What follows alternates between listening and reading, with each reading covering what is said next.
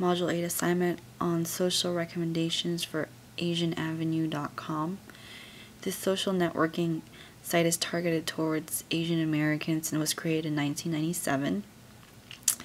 And I stumbled upon this site because, as being an Asian American, I was interested in what they had to offer.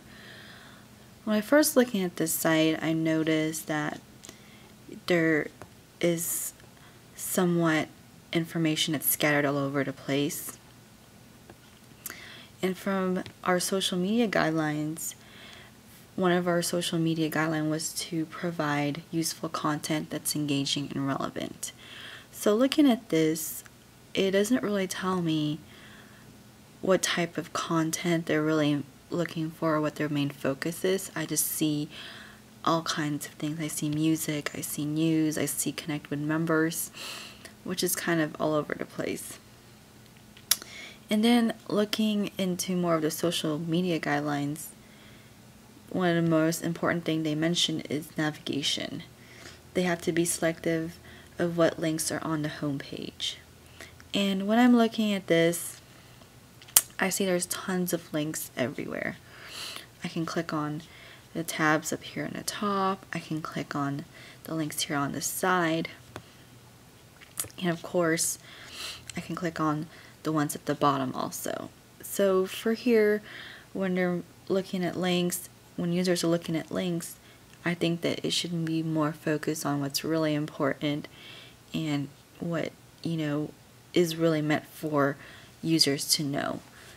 So I think this is in a way kind of too much because it's offering users too many links. In one website I was looking into, that was a good example, was Netlog, where the navigation was clearly on top, and as you can see, you can move back and forth between different pages, and it's clearly emphasizes links. Whereas here, it's a little hard to tell unless you roll over it. So it's a second thing I found. And also for our social media guidelines, I know that we're supposed to have a screen full of information, basically having kind of users know that they don't have to scroll all the way down to see all the information. If possible, I'd like to be on one screen. So here you have this long page with a bunch of links and a bunch of things that just talks about random stuff that's going on the page. Whereas if I go into Netlog, it basically gives me more of a screen full of information.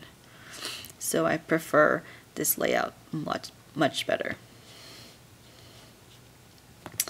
And then, of course, another one of our social media guidelines is providing users with good ways to reduce their available options and let them consider the most important option.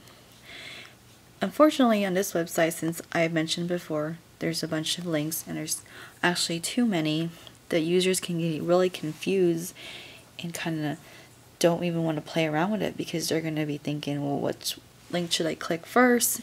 And, where is it going to take me to? And there's just too many options to play around with. And as a user trying to just, wanting to get more specific stuff out of a social media website, this would not be a way for me to be more interested in how they offer these links.